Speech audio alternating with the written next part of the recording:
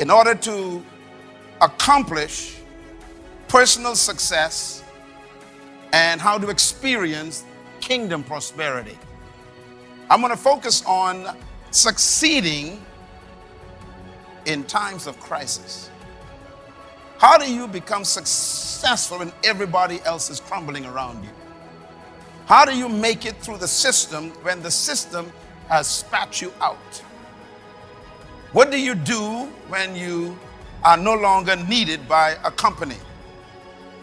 What do you do when you lose your income?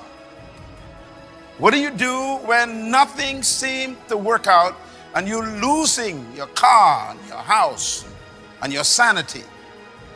What do you do when there's not enough to take care of your daily obligations? How do you handle the crisis of life when life hits you on the blind side? You didn't expect things to go the way they went.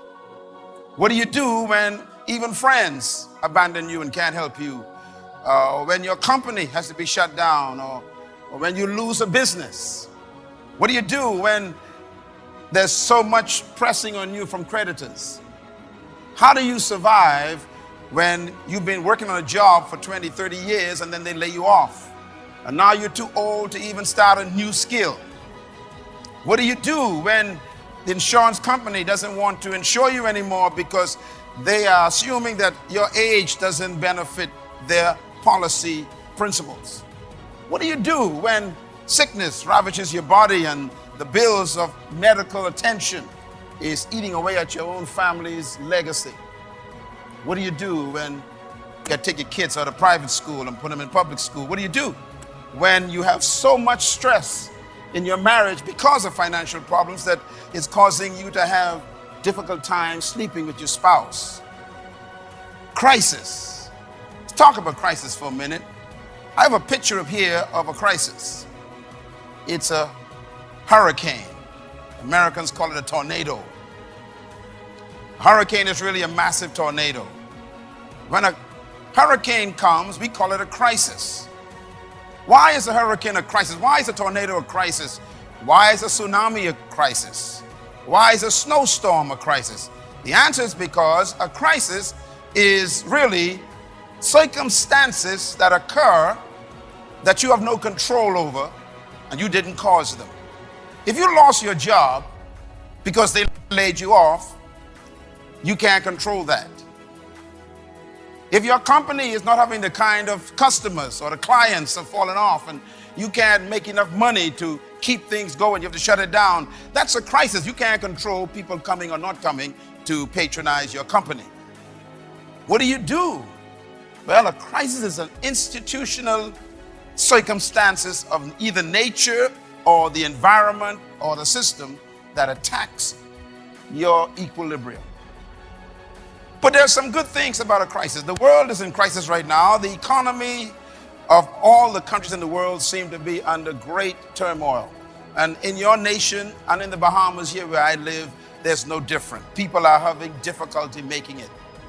But I come with good news today. I want you to follow me very carefully on what to do in the midst of that crisis. There's some things that you can do that are based on the kingdom system that will give you the success and the prosperity that you need in the midst of that crisis.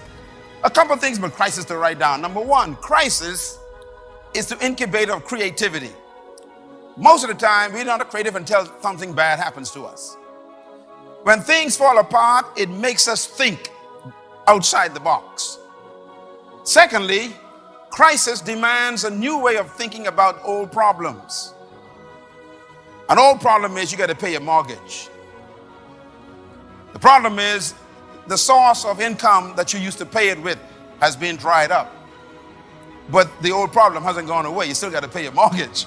So what you got to do is now find a new way to generate income to pay the old problem. So crisis actually forces you to think about new ways to solving old problems. Thirdly, crisis is an opportunity to improve and advance over old ideas. Sometimes the only way for you to move on is for something to happen to push you. And many times we don't grow until we have to. So crisis comes many times to improve us because we've been stuck in a place too long. And number 5, crisis comes also to produce growth, and it also produces a sense of development. It makes you develop new approaches to life. Crisis creates new opportunities. It's amazing when we look at the world today, every progressive invention came out of a problem. And that's because crisis makes you develop and think in new ways. Number 7 is very important. Crisis produces and manifests true leadership ability. No matter how much you would like to claim to be a leader, only crisis proves it. You are not really a leader in good times. Anybody can lead in good times. Leadership is tested and proven when there is a crisis environment. So crisis comes to test to see if you are as mature as you claim to be. You've been telling people how good God has been. Let's see how good he is when things fall apart. You've been telling me how much faith you got. Well, let's see what kind of faith you have when there has to be situations where things don't look too good and you're not sure how you're going to make it in the morning. In other words, crisis comes to test your leadership ability. Another definition of crisis is that crisis ignites the passion for a renewed vision for your life. Crisis takes you back to what God told you from the beginning. Sometimes you stray away and God got to pull the rug from under you to get you back on the floor. And many times a crisis will take you back to the original idea that God told you from the beginning, and it's called your original vision. And this is one of the good things about a crisis. It takes you back to your passion. Now, I want to therefore talk a little bit about the benefits of crisis.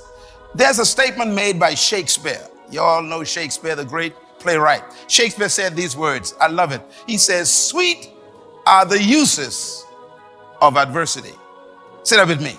Sweet are the uses of adversity. That's a deep statement. In other words, he's telling us when things are adverse, when things are in crisis, don't panic, use them. Use them for the positive result. Everything that happens to you could be used to produce something good. That's amazing. Everything. So Shakespeare caught on to something. He realized in his own thinking that adversity can be used to benefit the one under the adversity. The richest man, one of the richest men in America, his name is John Huntsman. John Huntsman is the founder of one of the largest companies in the United States, and they produce about 90% of all the plastics, forks, and spoons that you use in your house or at your parties. This company is this is like the #1 company in the world that produce plastic plates and plastic cups. This is the company here. It's owned by this man. His company fell into debt, and his company actually collapsed some years ago. And he went into a crisis mode, and he went to the bank. The bank said they ain't loaning no more money, and his company went into bankruptcy. He went home and told his wife, "I quit. I'm never going to start this company again. I'm going to go find me a job. It's over." His wife said to him, "Honey, you told me that this idea was given to you by God and that you going to build this and make it successful. That's why I married you. I believe you. Now, if you're going to do this, go back and start again." He said his wife made him go back and ask another bank. He left the old bank and he showed the bank the truth. He said, "Here's what I did in the last 15 years. Here's what happened, and I could start again. I know how to build a business. Will you trust me?" And the bank says, "I'll take a chance on you." He had no credibility, no assets, just a record that he built a company. The bank took a chance on him, and he began to start the company again. Today, the company is worth over $14 billion.